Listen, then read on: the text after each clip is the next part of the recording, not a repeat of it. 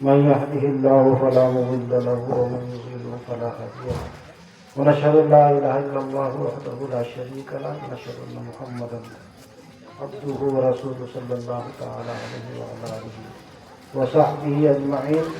اما بعد فاعوذ بالله من الشيطان الرجيم. بسم الله الرحمن الرحيم. الرحمن علم القرآن خلق الإنسان علمه البيان. وقال النبي صلی اللہ علیہ وسلم خیرکم من تعلم القرآن وعلمہ. محترم و معزز علماء کرام اور تعلیم الانوار تعلیم القرآن انوار القرآن قرآن کے انوار اور برکات بہت اچھا نام ہے. اللہ تعالیٰ اس نام کو جیسا نام ہے اس کے انوار اس کے برکات مسجد میں بھی اور گھروں میں بھی اللہ تعالیٰ اتارے اور ہماری زندگی میں اتارے. بہت ہی حسن خوبی سے ماشاءاللہ یہ بچے نے پروگرام پیش کیا اور اس کے پیچھے مفتی ضمیر صاحب دامت برکاتہم کی کافی کوششیں رہی. اللہ تعالیٰ ان کی کوششوں کو قربانی کو قبول فرمائے اور خوب محنت سے بچوں کو مزید پڑھانے کی توفیق عطا فرمائے. اور آپ لوگ جو تعاون کرتے ہیں بچوں کو بھیجنے کا آپ لوگ پوری تختیہ ان کے حوالے کرتے ہیں اور کچھ نقش نگار بچوں کے دعاؤں کا اور کچھ ادعیہ معصورہ کا نماز کا اذان کا اور نورانی قاعدے کا اور قرآن کا ان کے اوپر نقش کرتے ہیں. ان کو یہ تمام دعائیں یاد ہو گئی, قرآن یاد ہو گیا, صورتیں یاد ہو گئی. آپ یہ دیکھیے اللہ تعالیٰ ہم بڑوں کو بھی اس کی توفیق عطا فرمائے کہ ہم بھی کچھ حاصل کرنے والے بنے, کچھ دین کو سیکھنے والے بنے. بڑی بات یہ ہے کہ اللہ تعالیٰ نے ہم سرپرست بڑے لوگوں جب مائیں بہنیں بھی سن رہی ہے اللہ نے ہم کو اولاد عطا کی لڑکے کی صورت میں لڑکی کی صورت میں. یہ بہت عظیم نعمت ہے, یہ بہت بڑی نعمت ہے. اس کو نعمت سمجھے اللہ کا شکر ادا کرے. اب جب اللہ تعالیٰ نے عطا کی ہے تو اس کا خیال رکھے کہ ان کو دینی تعلیم اور تربیت کا انتظام کرے اور ان کے لیے جیسے مکتب میں بھیج کر ان کو دین سکھانے ان کو اخلاق سکھانے کا اہتمام کیا جاتا ہے وہی آپ لوگ مرد احباب ہیں عورتیں ہیں وہ ان کے لیے خوب دعا کرے اپنے اولاد کے لیے اہل اولاد کے لیے. اور یہ انبیاء علیہ السلام کی سنت ہے دعا. دیکھو حضرت ابراہیم علیہ السلام کے تعلق سے قرآن نے فرمایا واتخذ اللہ ابراہیم خلیلا. ابراہیم علیہ السلام کو اللہ تعالیٰ نے اپنا دوست ہونے کے لیے چن لیا. تو دیکھو وہ دوست تھے, کیسے دوست تھے, اللہ تعالیٰ کے کتنے زبردست دوست تھے. ایسا نہیں ہے کہ جو چیزیں اچھی لگی اس میں دوستانہ حق ادا کر دیے اور جو چیزیں اچھی نہیں لگی اس میں دوستانی سے کترا گئے, ہٹ گئے. ہم تو دستر کے مہمان ہیں, جہاں دستر اچھا نہیں لگا تو ہم وہاں سے راہ فرار اختیار کرتے ہیں اور وہاں آتے بھی نہیں. لیکن حضرت ابراہیم علیہ السلام کیسے کیسے امتحانات سے گزرے اور آپ کو کتنے سالوں کے بعد اللہ تعالیٰ نے اولاد عطا کی. اور اولاد اللہ سے مانگے ربی حب لی من الصالحین. ابھی کسی کو اولاد نہیں ہوئی تو ادھر سے مانگنے کی ضرورت نہیں. ابراہیم خلیل اللہ نے بتایا کہ اولاد دینے والی ذات اللہ تعالیٰ کی ہے. شرک اور بدعت سے ہم کو بچایا اور فرمایا کہ دیکھو تم کو بھی اولاد کی ضرورت ہو تو جیسے میرے ابراہیم نے واتخذ اللہ ابراہیم خلیلا ہم نے ان کو چنا اور انہوں نے ہم سے آوازاری کی ربی حب لی من الصالحین اور ہم نے فوراً کو مژدہ سنایا وبشرناہ بغلام حلیم کہ ہم نے آپ کو بردبار لڑکے کی بشارت عطا کی. اللہ تعالیٰ سے مانگے تھے نیک اولاد, اللہ تعالیٰ نے بردبار اولاد کی بشارت دی. تو مفسرین لکھتے ہیں کہ بردبار اس لیے کہ جن کو بیٹا دیا جا رہا ہے اور جو بیٹا ہونے والا ہے وہ بھی نبی اور اس کو بھی اللہ تعالیٰ امتحانات سے گزاریں گے. وہ امتحانات سے جب گزرے گا تو اس میں بھی تو ثابت قدم رہنا اور اللہ تعالیٰ کی بارگاہ میں اپنی قربانی پیش کرنا. اس لیے حضرت ابراہیم علیہ السلام نے جو وہ خواب کا تذکرہ ہے میرے بیٹے میں دیکھتا ہوں کہ آپ کو ذبح کر رہا ہوں, آپ کی کیا رائے ہے؟ آپ نے فرمایا ما تؤمر ستجدنی انشاءاللہ. آپ وہ کام کر گزریے جس کا اللہ تعالیٰ آپ کو حکم کر رہے ہیں, آپ مجھے صبر کرنے والا پاؤ گے. تو ربی حب لی من الصالحین نیک بیٹا اللہ تعالیٰ سے مانگے، اللہ تعالیٰ سے دعا کرنا۔ آج ہم اپنے آل اولاد کی بے دینی، بگاڑ اور نہ جانے کیسے کیسے ہماری اولادیں ادھر ادھر جو تو بھٹک رہی ہے، تو شکوہ شکایت کرتے کہ ہماری اولاد ایسی ہے، ہماری اولاد ایسی ہے۔ اس سے شکایت کرنے کے بجائے ہم اللہ سے شکایت کریں، اللہ تعالیٰ ہمارے اولاد کو نیک بنا، ہمارے اولاد کو آنکھوں کی ٹھنڈک کا سامان بنا۔ ماں باپ کی دعا بچوں کے حق میں قبول ہوتی ہے، اور دعا کی قبولیت کے لیے کوئی شرط نہیں ہے، کوئی موقع ہے، لیکن کچھ اوقات ایسے ہیں جہاں وقت دعا رد نہیں ہوتی ہے۔ آخر شب میں، یعنی فجر کے اذان سے پہلے دعا، شب جمعہ میں، جمعہ کے دن اذان کے وقت، اور حی علی الصلاۃ، حی علی الفلاح کے وقت دعا، اقامت کے وقت دعا قبول ہوتی ہے، اور زمزم پینے کے وقت دعا قبول ہوتی ہے، مرغ جب اذان دیتا ہے اس وقت دعا قبول ہوتی ہے، اور 9 ذی الحجہ، 9 عرفہ جس کو یوم عرفہ کہتے ہیں، اس دن دعا قبول ہوتی ہے۔ قرآن پڑھے اس کے بعد دعا کرے قبول ہوتی ہے، ختم قرآن اس پہ دعا کرے قبول ہوتی ہے۔ کوئی کسی کے ساتھ اچھا کام کرے، نیک کام کرے، اس کو صلہ اور واسطہ بنائے، دعا کرے، اللہ دعا قبول کرتے ہیں۔ تو اللہ تعالیٰ سے دعا کرنا، یہ دعا اتنا مؤثر ہتھیار ہے اور اتنی تدبیروں میں سے بہترین تدبیر ہے۔ آج ہم اپنے گھروں میں یہاں پہ دیکھو مصائب اور حالات کا شکار ہے، لیکن مصائب اور حالات کرنے سے حالات تھوڑی درست ہونے والے ہیں۔ اندھیرا بولنے سے اندھیرا تھوڑی بھاگنے والا ہے۔ اندھیرا بھگانے کے لیے دیا سلاؤ، ماچس جلاؤ، اندھیرا دور ہو جائے گا۔ اللہ تعالیٰ سے مانگو، اللہ تعالیٰ حالات کو درست کریں گے۔ ایک آدمی بڑا پریشان ہوا، اللہ تعالیٰ دعا کرنا، اللہ میرے پریشانی دور فرما دے، میں مقروض ہوں، پریشانی دور فرما دے۔ تو اللہ تعالیٰ نے اس کو کہا کہ دیکھو تم فلاں گاؤں جاؤ، 1000 کلومیٹر جاؤ، وہاں پہ ایک نیک بندہ ہے، سخی بندہ ہے، وہ سب کو دیتا ہے، سب کو عطا کرتا ہے، سب کے قرض ادا کرتا ہے، تمہارا بھی کچھ وہاں سامان ہو جائے گا، چلے جاؤ۔ اب وہ چلے گئے میاں، تو جیسے شہر میں داخل ہوئے وہ سخی صاحب کا جنازہ نکل رہا تھا۔ اب ان کو تو قیامت نظر آئی کہ ہم جس کے پاس آئے تھے کچھ امداد لینے کے لیے، کچھ ہدیہ لینے کے لیے، کچھ تعاون حاصل کرنے کے لیے، اب ان کا جنازہ نکل گیا، اب ان کے جنازے میں شریک ہو جاؤ۔ بہت رویا بیچارہ، بہت رویا کہ یہ کیا بات ہوئی۔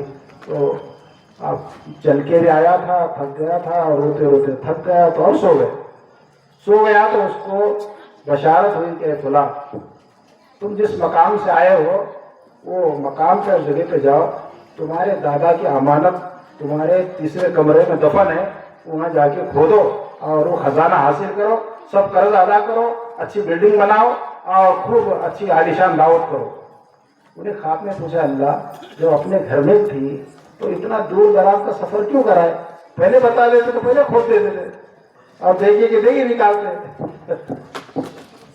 تو کہا گیا کہ جس کی جیسی قربانی اس کی ویسی مہربانی۔ قربانی دے کے جب نعمت ملتی ہے تو تب قدر ہوتی ہے، نہیں تو ابا کا ملا، دادا کا ملا، کوئی قدر نہیں۔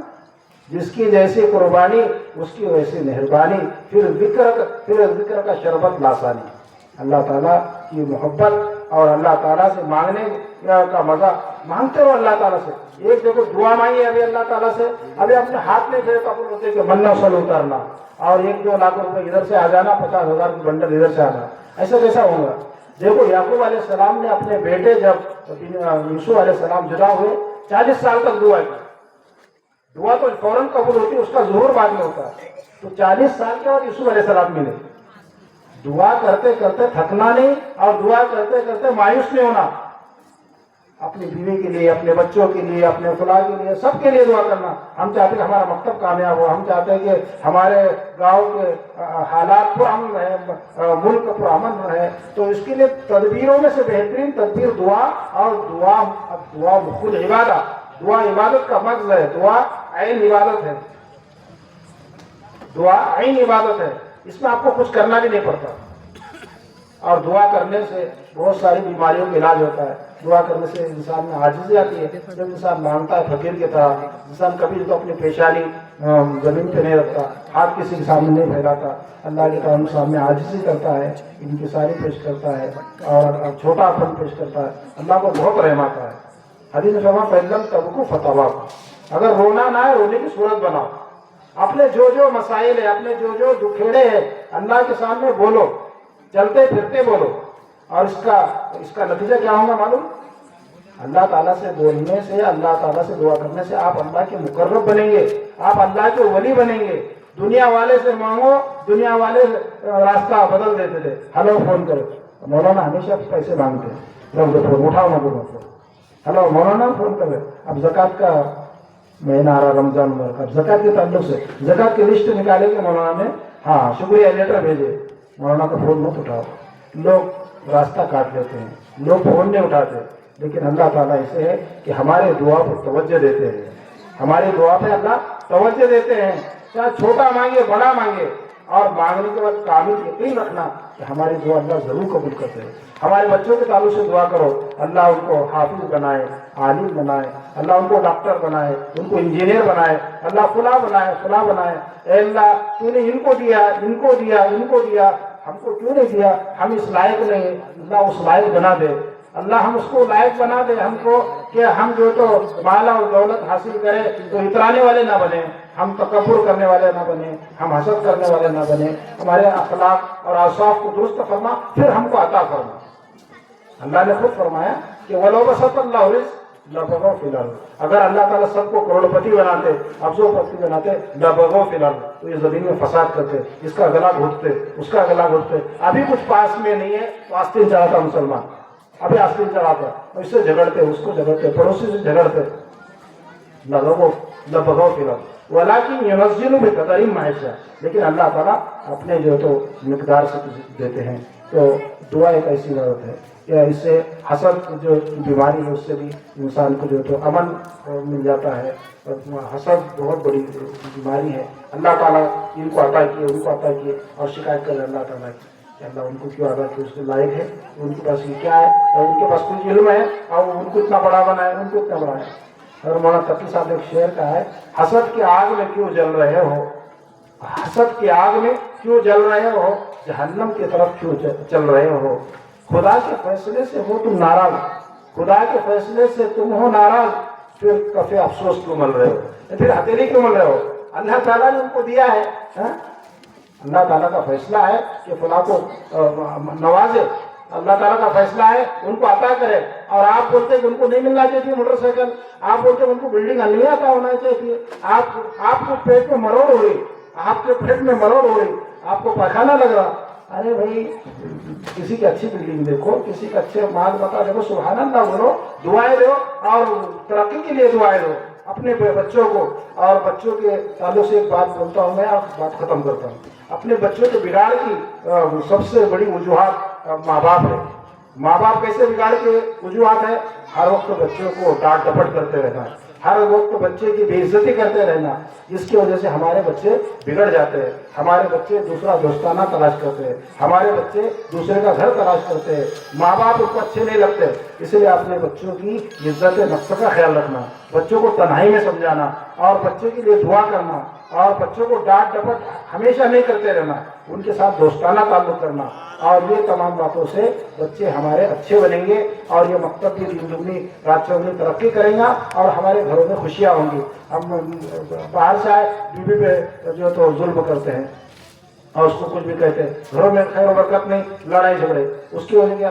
آئے تو سلام کرو، السلام علیکم، سنت، اور سلام کرو، درود شریف پڑھو، قل هو اللہ 3 مرتبہ پڑھو، اور دعا کرو۔ کتنا چھوٹا عمل ہے، السلام علیکم، درود شریف پڑھو صلی اللہ علیہ وسلم، قل هو اللہ پڑھو، گھر میں تھوڑا ذکر کرو، تھوڑی تلاوت کرو، تو خود بخود ہمارے گھر بھی انوار القرآن کا اسم و مسمہ بن جائیں گے، ہمارے گھر میں بھی اللہ کے انوار برسیں گے۔ اللہ تعالیٰ ہم کو، چھوٹوں کو بڑوں کو، مجھے بھی سمجھنے کی توفیق عطا فرمائے، ہم کام کرنے والے بنے، ہم کام کرنے والے بنے۔ عزیزو، سورہ فاتحہ کی 20 مرتبہ سورہ فاتحہ پڑھو، یہ قرآن کا ثواب ملے گا۔ 3 مرتبہ قل اللہ پڑھو، یہ قرآن کا ثواب ملے گا۔ ہم کو کیا آتا؟ نہیں آتا، قرآن سیکھو۔ رمضان مبارک آئے، علماء، حفاظ سب نے تلاوت کرنا، گھروں کو تلاوت سے آباد کرو۔ یہ بچیوں نے مکتب میں پڑھی تو اب تمہارا ہمارا کام ہے کہ ان کا علم باقی رہے، تو ان کو وقت کی دعائیں، کھانے کی دعا، سونے کی دعا، پڑھنے کی ترغیب دو، تو علم باقی رہے گا، اور آپ کے یہ وہ ثواب جاریہ بنیں گے، اور آپ کے لیے جو تو وہ اچھے انسان بنیں گے، جن کی وجہ سے آپ کا نام روشن ہوگا۔ اللہ تعالیٰ اس مکتب کو دن دگنی رات چوگنی ترقی عطا فرمائے، اور جن احباب نے اس میں حصہ لیا حوصلہ افزائی فرمائی، مفتی صاحب کی، بچوں کی، سب کی حوصلہ افزائی فرمائی، اور اس پروگرام کو کامیاب بنانے میں جنہوں نے بھی دامے گرانے سخن تعاون کیا، اللہ تعالیٰ ان کے تعاون کو بہت قبول فرمائے، اجر عظیم اجر جزیل عطا فرمائے، اور ہمیں دین اور شریعت پر چلنے کی توفیق عطا فرمائے۔ وآخر دعوانا الحمدللہ۔